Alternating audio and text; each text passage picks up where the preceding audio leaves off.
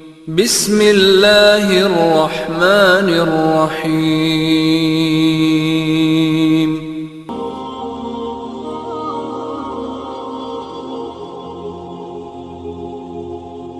انسان جب کسی شخص سے پیار کرنے لگے، کسی کو اپنا رہبر اور رہنما ماننے لگے،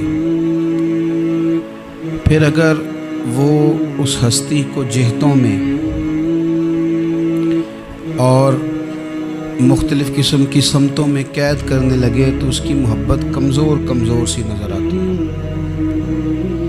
کہے کہ مجھے فلاں سے پیار ضرور ہے، پر اتنا ہے، اتنا نہیں ہے، اس حد تک ہے، اس سے آگے نہیں ہے، اتنا کروں گا، اس سے آگے نہیں جاؤں گا، اتنی بات مانوں گا، اس سے زیادہ نہیں مانوں گا، تو محسوس ہوتا ہے کہ اس شخص نے محبت کی نہیں۔ محبت تو اطاعت پر مجبور کر دیتی ہے، محبت تو انسان کو مجنون بنا دیتی ہے۔ اللہ کے پیارے رسول صلی اللہ تعالیٰ علیہ وآلہ وسلم کی محبت ہم پر ضروری قرار دی گئی۔ جس طرح حدیث پاک میں یہ فرمایا گیا نا کہ تم اتنی دیر تک مومن نہیں ہو سکتے جب تک ہر چیز سے بڑھ کر، ہر شخص سے بڑھ کر نبی پاک علیہ السلام سے پیار نہ کرو، اسی طرح قرآن مجید نے فرمایا کہ فلا وربک، اے محبوب ہمیں آپ کے رب کی قسم، اے محبوب آپ کے رب کی قسم، لا یؤمنون حتی یحکموک فیما شجر بینہم، یہ اس وقت تک مومن نہیں ہو سکتے جب تک اپنے ہر معاملے میں آپ کو حاکم تسلیم نہ کر لیں۔ یا آپ کو حاکم تسلیم کر لیں، ہر بات میں آپ کا حکم ماننے لگیں تو آپ کا رب پھر ان کو مومن مانے گا۔ ہر معاملے میں، نماز پڑھنے میں بھی نبی پاک کا حکم ماننا ہے، اور شادی کرنے میں بھی نبی کریم کا حکم ماننا ہے، روزہ رکھنے میں بھی حضور کا حکم ماننا ہے، اور تجارت کرنے میں بھی نبی کریم علیہ السلام کا حکم ماننا ہے۔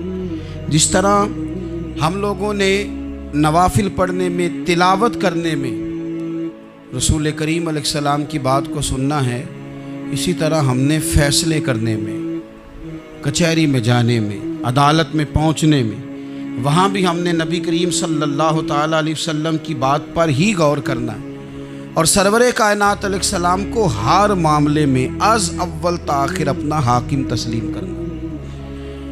جب ہم اس مفہوم کو سادہ لفظوں میں لیتے ہیں نا کہ ہر معاملے میں حضور سید عالم صلی اللہ علیہ وسلم کا قول فیصل ہوگا، تو پھر ہم کہتے ہیں کہ دنیا میں جب نظام مصطفیٰ نافذ ہو پھر حضور کا قول فیصل ہے۔ یعنی جس طرح حضور کی بات مسجد کے ممبر سے مانی جا رہی ہے، اسی طرح پارلیمنٹ میں بھی اسی طرح حضور کی بات کو تسلیم کیا۔ جس طرح نبی پاک علیہ الصلاۃ والسلام کی بات کا نفاذ ہم نماز روزے کے معاملے میں غور سے سنتے ہیں، مسئلہ پوچھتے ہیں، باریک ہو کے چلتے ہیں، اسی طرح جب جج فیصلہ کرے تو پھر بھی اس نے رسول اللہ صلی اللہ علیہ وسلم کے دین کو ہی دیکھنا ہے۔ نظام مصطفیٰ صلی اللہ علیہ وسلم جب نافذ ہوگا، دنیا میں حضور کا قانون جب نافذ ہوگا، تو پھر ٹھنڈی ہوا چلے۔ مسلمانوں کا یہ مسئلہ ہے کہ یہ نبی پاک سے پیار تو کرتے ہیں اور الحمدللہ بڑا کرتے ہیں، لیکن یہ پیار کو جہتوں اور سمتوں میں قید کرتے ہیں۔ یعنی مسجد میں آ کے درود شریف پڑھتے وقت اگر حضور کے غلام ہوتے ہیں تو فیصلہ کرتے وقت اور اپنے حق میں فیصلہ سنتے وقت، اس وقت بھی ہمیں نبی پاک کا ہی غلام ہونا چاہیے۔ ہمیں ووٹ لیتے وقت بھی حضور کے غلام، اور ووٹ دیتے وقت بھی نبی پاک صلی اللہ علیہ وسلم کے غلام۔ جب تک نظام نافذ نہیں ہوتا، نظام، یورپ کو آپ کی نماز سے تکلیف ہی کوئی نہیں، تو نماز پڑھنے کے لیے مسجدیں بنانے کی اجازت دیتے ہیں، قرآن پاک جتنا مرضی آپ وہاں پڑھیں وہ اجازت دیتے ہیں، آپ زکاتیں دیں جتنی مرضی، وہاں سے لوگ چندے اکٹھے کر کے یہاں نہیں لے آتے، کریں جو مرضی۔ ان کو آپ کی نہ نماز سے پریشانی ہے، نہ مسئلہ زکوٰۃ سے پریشانی ہے، نہ صوم و صلات سے مسئلہ ہے، ان کو تو مسئلہ یہ ہے کہ کچہری میں کہیں نبی پاک کا دین نہ آ جائے، ان کو تو مسئلہ یہ ہے کہ کہیں پارلیمنٹ میں حضور کا دین نہ آ جائے۔ دو قومی نظریے کیا ہیں اور نظریہ پاکستان کیا ہے جس کی بنیاد پر پاکستان بنا؟ بڑے ٹھنڈے دل سے میری بات کو سمجھیے گا۔ پاکستان اگر اچھی سڑکوں کے لیے ترقی کرنے کے لیے بنا تھا تو یہ ترقی ہندوستان میں رہ کے بھی ہو سکتی تھی۔ انڈیا والے کہتے ہیں کہ ہم نے ترقی نہیں کرنی، کچی سڑکوں پہ چلنا ہے، ہم نے ٹیکنالوجی نہیں بنی، یہ کام وہاں بھی ہو سکتا تھا۔ اگر آپ یہ کہیں کہ پاکستان جمہوریت کی مضبوطی کے لیے بنایا تھا کہ ڈکٹیٹر کوئی نہیں آئے گا، صرف جمہوری قوتیں کام کریں گی، تو جمہوریت میں تو انڈیا بظاہر آگے نکل گیا ہے، ان کی جمہوریت تو زیادہ اچھی نظر آتی ہے، کبھی ڈکٹیٹر نہیں آیا۔ آپ نے پاکستان کیوں بنایا؟ اگر آپ نے یہی کام کرنے تھے، فحاشی اور یانی اور جو مرضی جس کے من میں آئے کرے، اور کوئی فرق نہ ہو یہاں کے اور وہاں کے کلچر میں، رشوت خوری، بھتہ خوری اور ناجائز فروشی، سارے کام اگر ہونے تھے تو یہ کام وہاں بھی ہوتے ہیں۔ پاکستان کیوں بنا؟ کیوں اتنی ساری 40,000 لوگوں نے اپنی جانوں کی قربانیاں دیں؟ دنیا کی سب سے بڑی ہجرت ہوئی ہے، سب سے بڑی، جب پاکستان بنا۔ یہ سب سے بڑی ہجرت تھی، اتنی بڑی ہجرت ہی کبھی نہیں ہوئی۔ کیوں اتنا کچھ ہوا؟ وہ اس لیے ہوا کہ ہمیں بتایا گیا تھا کہ وہاں نہ سوشلزم، نہ وہاں خالی جمہوریت کا راگ الاپا جائے گا، بلکہ ایک بلند نعرہ لگایا گیا تھا۔ نعرہ کیا تھا؟ پاکستان کا مطلب کیا؟ پاکستان کا مطلب کیا؟ لا الہ الا اللہ محمد رسول اللہ صلی اللہ علیہ۔ یہ عنوان بنایا گیا۔ غریب آدمی کو بتایا گیا کہ جب پاکستان بنے گا تو وہاں حضور کا نظام نافذ ہوگا، جاگیردار کی اور غریب کی تفریق ختم ہوگی۔ جس طرح امیر کے بچے کو کالج میں داخلہ ملے گا، غریب کے بچے کو بھی ملے گا۔ وہاں بتایا گیا کہ لوگ وہاں ہر لحاظ سے اپنے آپ کو برابر سمجھیں گے۔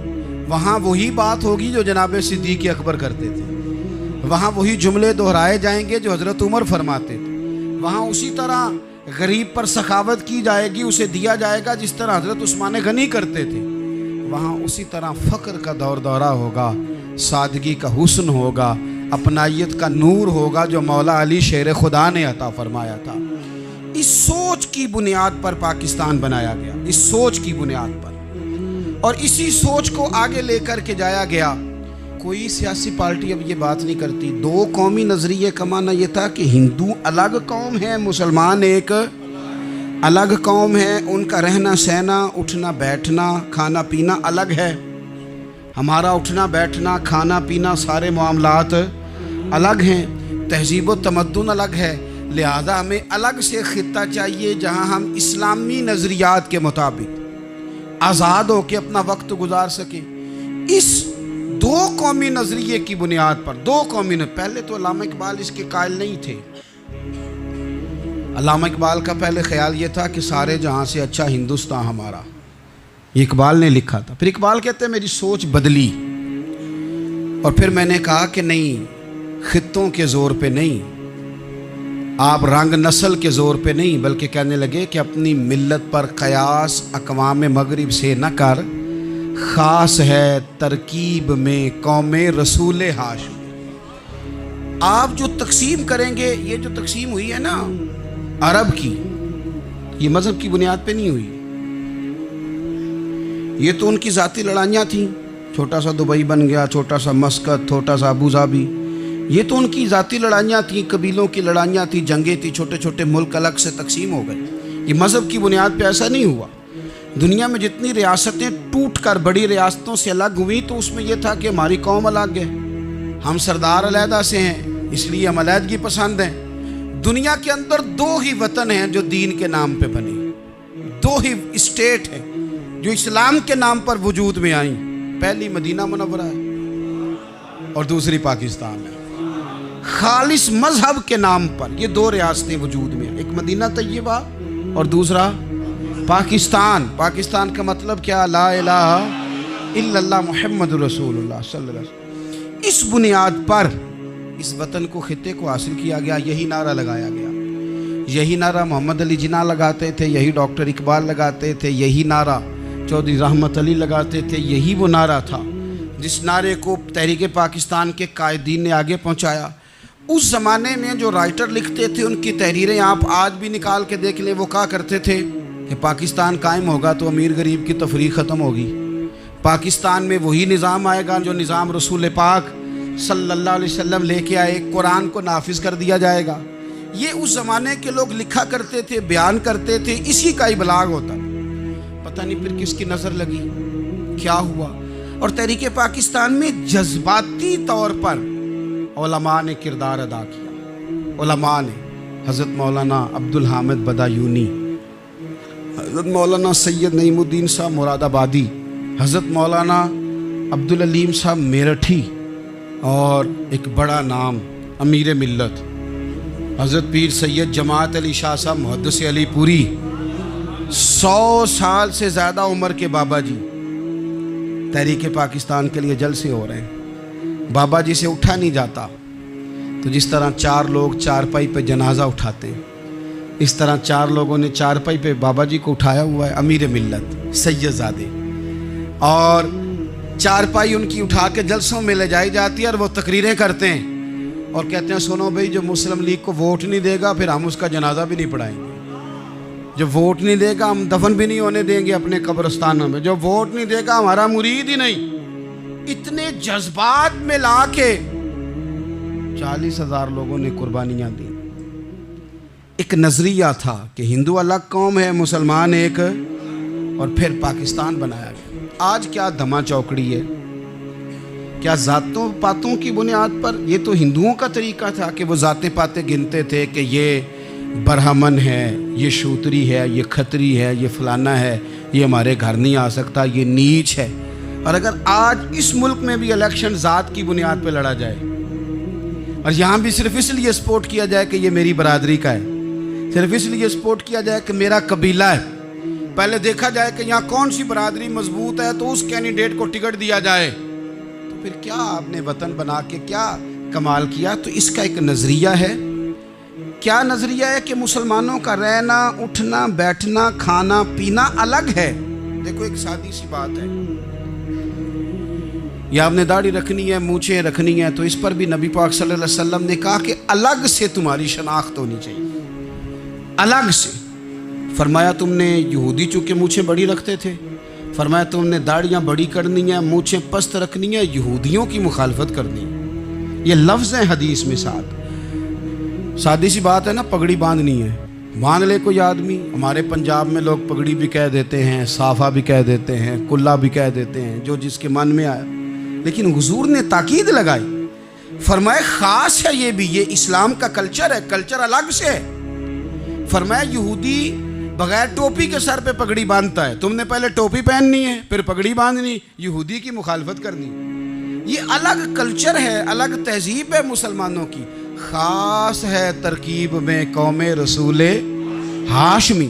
آپ کی عدالت میں وہ والا نظام نہیں ہوگا جو امریکہ میں ہے, آپ کی عدالت میں وہ والا نظام نہیں ہوگا جو برطانیہ میں, آپ کے پارلیمنٹ میں وہ نظام نہیں چلے گا جو یورپ کا, برطانیہ کا, فلانے کا فلانے کا ہے. آپ کی پارلیمنٹ میں, آپ کی عدلیہ میں وہ نظام چلے گا جو قرآن کا ہے اور رسول اللہ کے فرمان کا ہے. یہ نظریہ تھا, نظریہ. اب اس نظریے کی لوگ بات ہی نہیں کرتے, عوام بھی نہیں کرتی, بالکل نہیں. میں بڑی دیر سے رو رہا ہوں. بہت سارے بڑی بڑی گدیوں کے پیر بھی نہیں کرتے. ان کو پتہ ہے کہ اگر نظام مصطفیٰ نافذ ہوتا ہے تو مجھے بھی بتانا پڑے گا کہ 80 مربع کہاں سے آئے, مجھے بھی بتانا پڑے گا کہ یہ جو میں 1.25 کروڑ کی کار میں گاڑی میں گھومتا ہوں تو یہ کہاں سے آئی, حساب دینا پڑے گا. اور پھر جب پاکستان بن گیا, قربانیوں کے بعد بنا, آپ نے ناراض نہیں ہونا, میرا مہاجر فیملی سے تعلق ہے. جو عزیز رشتہ دار قریبی یہاں رہتے تھے نا, مقامی, وہ تو مہاجروں میں رشتہ داری نہیں کرتے تھے. صحیح کہہ رہا ہوں, کہتے ہیں مہاجر ہے, اچھا جی غیر مسلم ہے, جگہ نہیں دیتے تھے رہنے کو. میں کیسے آپ کو بات بتاؤں. پھر اس چھوٹی چھوٹی غلطیوں کو لوگوں نے ووٹ بنا کے بڑی بڑی قتل و غارت نہیں کی اس ملک میں. اتنا بڑا تکلیف والا منظر تھا. میرے دادا جی کی فیملی ساری پاکستان آئی تھی, دادی کی نہیں آئی تھی. 97 میں میری دادی کا انتقال ہوا. وہ آخری دن تک رویا کرتی تھی, ایسے جی پتر پتہ نہیں میرے پرا ہیں ان کے فوت ہو گئے, پتہ نہیں میرا کوئی چچا ہے کہ سارے چلے گئے. کس لیے آپ نے, اگر یہی دھما چوکڑی سیاست کی کرنی تھی, ذات پات آپ نے رکھنی تھی, تو وہاں کوئی دکھ تھا. یہ تماشے تو وہاں بھی ہو رہے. وہ آخری دن تک رویا کرتی تھی. اب تو خیر آنکھیں بڑی जदीद उनका ऑपरेशन होता है, तो एक ज़माने में आँखों का ऑपरेशन होता था, डॉक्टर कहते थे लाइट बंद रखो, सब्ज़ रंग की पट्टी बांध हो, 4-4 घंटे के बाद दारू डालना है आँख में, ड्रॉप्स डालने।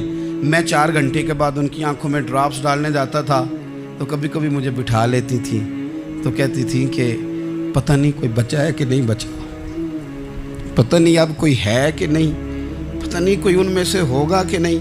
तो तेरे मैं तेनों दसा साढ़े पिंड किस तरह का होंदा सी, मैं तुम्हें बताऊँ फलानी चीज़। फिर जिन्ना ने ऐलान किया था कि मुल्क बन गया, कहती थी हमने बड़ा कहा अपने रिश्तेदारों से कि चलें, पर वो कहते थे ये तो थोड़े दिनों की बात है, सब ने वापस आ जाना है। मैंने 2 दफ़ा ये माहौल देखा है, अटारी स्टेशन पे, वाघा बॉर्डर पे, एयरपोर्टों पे, एक भाई उधर है एक इधर है, इस तरह तड़प के रोते हैं जब लोग इंडिया पाकिस्तान आते जाते हैं। क्यों आपने ये सारा कुछ किया? सिर्फ एक नारा था कि पाकिस्तान का मतलब क्या, ला इलाहा इल्लल्लाह मुहम्मदुर रसूलुल्लाह। सिर्फ एक नारा था कि यहाँ हम हुजूर का दीन लेके आएंगे।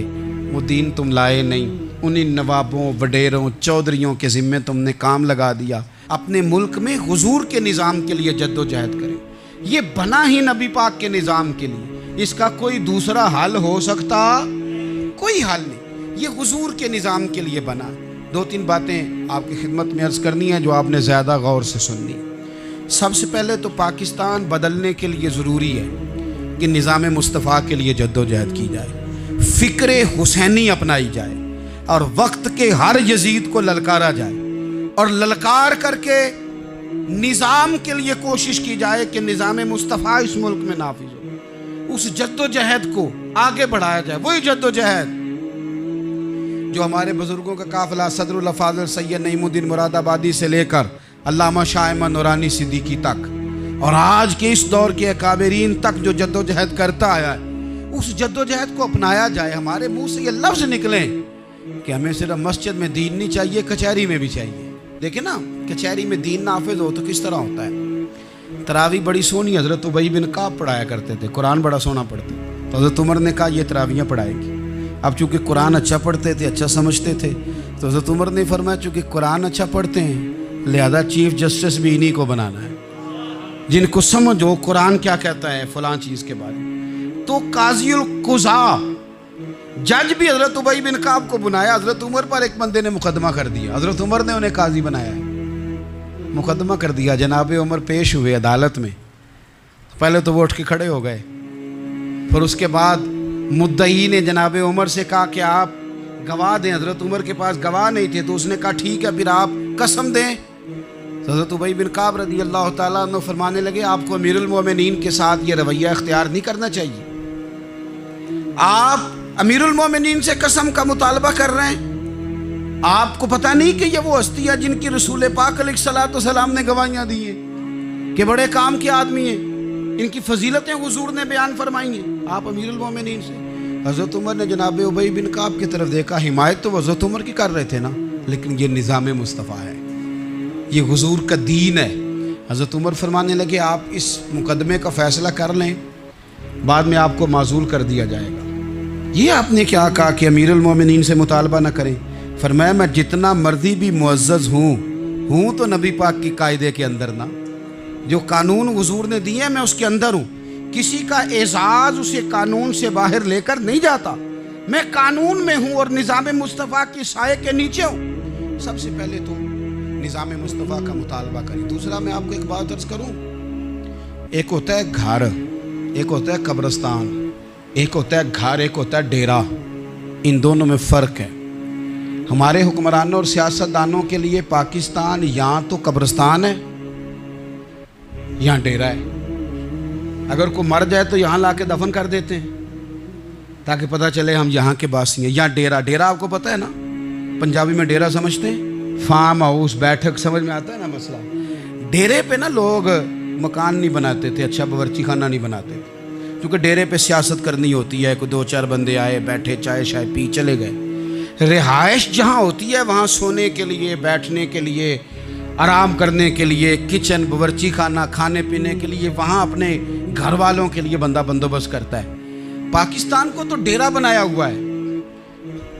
यहाँ तो ये आते हैं डेरेदारी करने के लिए। सियासत की 4 दिन, लोगों को कायल किया, इलेक्शन लड़ा, जीत गए तो रह गए, हार गए तो चले गए, और जब जीतने के बाद भी हुक्मरान रहे तो रहे, ना रहे तो चले गए। ये तो डेरा है। लेकिन डेरे में ज्यादा नुकसान चौधरी का नहीं होता कि वो चौधरी बना हुआ है, ज्यादा जालिम वो होता है जो अपने आप को कमी समझता है। वो नुकसान करता है चौधरी का भी, चौधरी के बच्चों का भी। वो उसे तकब्बुर में मुब्तला करता है, वो उसको कहता है कि तू बादशाह सलामत, वो उसका दिमाग खराब करता है। इसलिए शेख सादी कहते थे बहुत सारे लोगों को उनके मुशीर तबाह कर देते हैं कि तू बल्ले बल्ले। तो पाकिस्तान इन लोगों के लिए या डेरा है या कब्रिस्तान है, घर तो मेरा और आपका है। लिहाजा हमने इसे घर समझना है, सिर्फ अपने घर को नहीं। हमारी गली भी हमारा घर है, हमारी सड़क भी हमारा घर है, हमारे पार्क हमारा घर है, पब्लिक प्रॉपर्टी सारी हमारी हैं। हमने हुक्मरानों का सिर्फ इंतजार नहीं करना, हमने रैपर देख के फेंकना है कि घर हमारा है। हमने सड़क पे कचरा देख के फेंकना है कि घर हमारा है। हमने इसके ज़र्रों से, इस वतन की मिट्टी से प्यार करना है। और ये आप छोड़ दें कि सिंध में फलाने की हुकूमत है और खैबर पख्तूनख्वा में फलाने की हुकूमत है, पंजाब फलाने का है और बलूचिस्तान फलाने का है। ये बातें आप छोड़ दें। खैबर पख्तूनख्वा भी दरवेशों का है, हज़रत बाबा अब्दुल रहमान का है, पीर ऑफ मान की शरीफ का है खैबर पख्तूनख्वा, सिंध हज़रत अब्दुल्ला शाह गाजी का है, और पंजाब बाबा फरीद का है और दाता अली अजमेरी का है। तो मेरे अजीज़, सबसे पहले तो निज़ाम मुस्तफ़ा का मुतालबा करें, फिर इसकी सफाई में, सुथराई में, तामीर में, तरक्की में अपना किरदार अदा करें। तीसरी बात यह कि लोगों को ये बात समझाएं एक दूसरे को कि बहुत ज़्यादा खुद गर्ज ना बने, फ़कत अपने घर की फ़िक्र छोड़ दें। ये मिल्लतों का तरीका नहीं, कौमें इस तरह नहीं बनती। फ़कत अपने घर की फ़िक्र करना। ऐसी हवा चली है कि हर शख्स सोचता है तमाम शहर जले, बस एक मेरा घर न जले। ये फ़िक्र छोड़ दें। देखें ना, हमें बताया गया, नबी करीम सल्लल्लाहु ताला अलैहि वसल्लम के फरमान ने बताया कि 40 घर आगे, 40 घर पीछे, 40 घर दाएं, 40 घर बाएं, ये तेरे पड़ोसी हैं। और सखावत तू कहाँ से शुरू कर? हुजूर ने जनाब अबू ज़र ग़िफ़ारी से फरमाया था, कुछ ना हो सके तो शोरबा ही ज़्यादा पका लिया कर, इसी से पड़ोसियों का भला कर। अपने इर्द गिर्द थोड़ा देखें हम किसके कितने काम आ सकते हैं। और अगर किसी के घर में कोई परेशानी हो तो उसे ख़त्म करने की कोशिश करें। अगर हमारे दाएं बाएं कोई आदमी किसी गलत चीज़ में मुलव्विस हो तो दूर करने की कोशिश करें। क्यों भला? इसलिए कि पड़ोसी के घर की आग सिर्फ इसलिए नहीं बुझानी चाहिए कि उसका घर न जल जाए, पड़ोसी की आग इसलिए भी बुझा देनी चाहिए कि अगर उसके घर से आग ना बुझाई तो वो हमारे घर भी आ जाएगी। अगर साथ वाले के घर की आग ना बुझाई जाए तो वो हमारे घर भी आ जाएगी। इसलिए इस वतन में जितने घर हैं वो सारे अपने। एक आखिरी बात आप हजरात की खिदमत में बड़ी दर्दमंदाना मैंने अर्ज़ कर दी, दर्दमंदाना। अगर सियासतदान अमीर कबीर हमारा भला नहीं करते तो चलो हम ही एक दूसरे का भला करना शुरू कर दें, थोड़ा थोड़ा नफ़ा करना शुरू कर दें। हुजूर अलैहिस्सलाम ने फरमाया, लोगों में बेहतर वो है जो लोगों के लिए नफ़ामंद हो। अगर बहुत ज़्यादा ऊंचे दर्जे का अफसर अगर हमें लगता है इल्ला माशाल्लाह कि वो करप्ट है, तो जहाँ जहाँ हम बैठे हुए हैं जिस जगह पे, उन जगहों पे ही हम एक दूसरे का भला करने लग जाएं। चलो मेहरबानी करे, रेड़ी वाला ये सोच ले कि मैंने वो फल नहीं लेके जाना जो लोगों को बीमार कर देगा। चले सब्ज़ी वाला ये सोच ले कि ये वाली सब्ज़ी अब इतनी तबाहकुन हो गई है कि बीमार करे ये काम। चलो मेडिकल स्टोर वाला ही मेहरबानी करे कि मैंने दवाएं सिर्फ वो लेके आनी हैं जो फ़ायदेमंद है, जो दवाएं एक्सपायर हो गई हैं, जिनमें कोई मसला बन गया वो मैंने काम नहीं करना। और चलो करियाने वाला ही मेहरबानी कर दे, वो बेसन ही सही ले आए यार, वो वाला ना बेचे जो लोगों के लिए नुकसान का बायस। वो बोतलें असली बेचे, नकली ना बेचे, क्योंकि वतन हमारा है। आप यकीन करें कि मैं ऊपर की बात नहीं करता, नीचे तक हाल इतना ख़राब है कि आगे आगे जो फल दिखाने को लगाए हैं वो और हैं और उनके पीछे जो पड़े हैं वो और हैं। इतना अजीब मंजर, इतनी अजीब।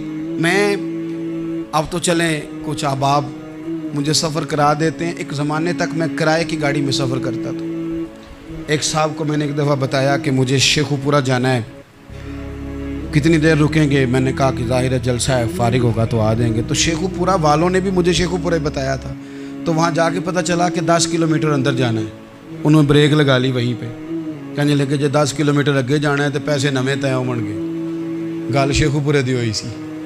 तो मैं, कोई ऐसा मसला नहीं था, मैं हंस पड़ा, परेशान नहीं हुआ। मैंने कहा बिल्कुल ठीक है, आप सही कह रहे हैं, ये आपकी बात बिल्कुल बजा है, आपने जो कहा वो दुरुस्त कहा।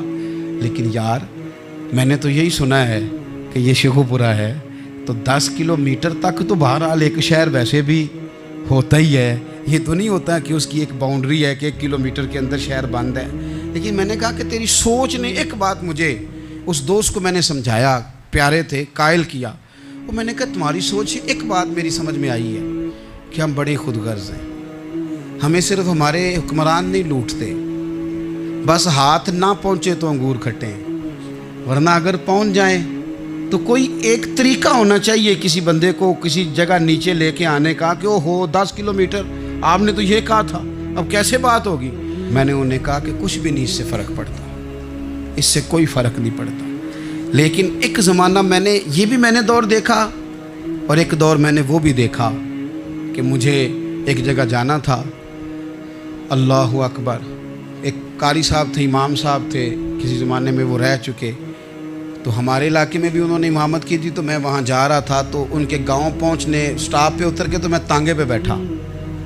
तांगे वाले को मैंने कहा कि वो चूँकि अपने गांव जा चुके थे छोड़ के हमारा इलाका, तो मैंने कहा फ़लाने कारी साहब के यहाँ जाना है। तो नीचे उतर के, तांगे वाला ज़ाहिर है कार वाले से तो गरीब ही होता है, तो मैंने उस तांगे वाले से कहा कि मियाँ किराया कितना तेरा बनता है? कहने लगा मैं मौलवी साहब दे परौने को किराया नहीं लेंदा, इसलिए कि उन्होंने हमें कुरान पाक पढ़ाया है और उन्होंने हमें। और फिर मैं, वो तांगे वाला, उसके कपड़े, उसकी तामत, उसका सारा कुछ सादा, तो मैं बार बार मेरा दिल करता था कि मेरी आंखें इसकी फ़ोटो खींच लें, क्या शख्स है, क्या अंदाज़ है।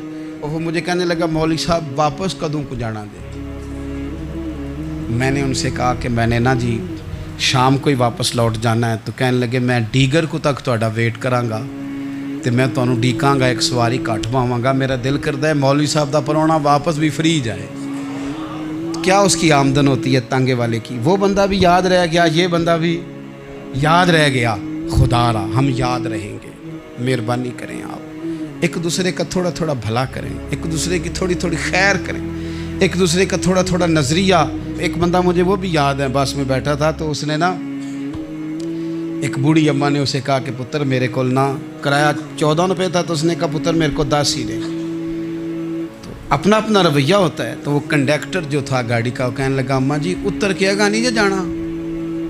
कहने लगी पुत्र वे जाना है, पैदल टुर जाएंगी, गरीब है मेरा पुत्र, ज़्यादा पैसे नहीं कमाता, तो 10 रुपये ही दे। तो वो क्लीनर भी मुझे याद रह गया, उसने 10 भी अम्मा को वापस कर दिए। कहने लगा अम्मा जी कोई गल नहीं, सारी दिहाड़ी कमाई दे ही ने, अल्लाह देवने वाला है, तुसी पैदल ना जावियो, ए 10 रुपये रक्शे वाले नूं दईओ ताकि तुहानू घर च।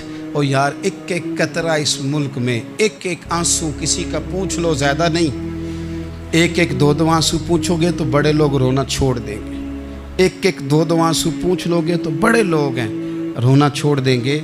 मैं चूँकि गौर से चीज़ों को, मेरा हाफ़ज़ा बड़ा अच्छा है तो मैं देखता रहता हूँ। मेरी अमशीरा की शादी थी तो मैंने एक फ़र्नीचर वाले से बात की। मैंने कहा भाई इस तरह करके फ़र्नीचर बनाना है। तो कहने लगा घर वास्ते या किसी धी नूं देना जे वडेरे बाबा जी। मैंने कहा जी नहीं। कहने लगा हज़रत जी जिमें दिल करेगा कर लिया जे, धियाँ धियानियाँ का उंज भी हिस्सा होता है। तो मैं बेटियों के लिए, ओ भाई ना कोई उसमें कमी हुई, गरीब आदमी था ना मैंने कोई कमी की, हो गई बात, पर बाबा तो याद रह गया ना। ओ भाई थोड़ा थोड़ा ना, ये वतन हमारा है, धियाँ भी सांझियाँ होंदियां ने तो उन्होंने दुख भी सांझे। असी बड़े चंगे लोग जे, साडे वडेरे सानू ये नहीं सन कहते फलाने दा जवाई है, वो सानू कहते सन साडे पिंड दा जवाई है। और चौधरीयों का बच्चा भी उतर के सलाम करके कहता था भाजी तुहाडा बैग मैं ना चाला, घर ना छाड़ आवां, अपना कल्चर वापस ले आओ। नहीं चाहिए हमें ज़्यादा मोबाइल, कौन नहीं ज़रूरत हमें टेक्नोलॉजी की, कौन नहीं इतनी लंबी चौड़ी फ़ोटो की, वापस आओ। बेटी इस पिंड ही साड़ी धी विआही है, उत्थे जो बरात जाएगी तो उस धी का भी तोहफा जाएगा, क्योंकि उत्थे ये वापस आ जाओ ना, इतने जदीद बनो। کہ خود غرضی ہو، نہ یہ جملے بولو کہ میں ضرورت پڑے تو گدھے کو باپ بنا لیتا ہوں، اس طرح نہ کرو۔ اپنی ہی مٹی پہ چلنے کا سلیقہ سیکھو۔ کسی کے سنگ مرمر پہ چلو گے تو پھسل جاؤ گے۔ پیار بانٹیں، یہ وطن ہمارا ہے، ہم نے یہاں مل کے رہنا۔ چھوٹے چھوٹے تعاون ایک دوسرے کے ساتھ کرو گے تو وطن میں اخوت بڑھے، پیار بڑھے گا، للہیت میں اضافہ ہوگا۔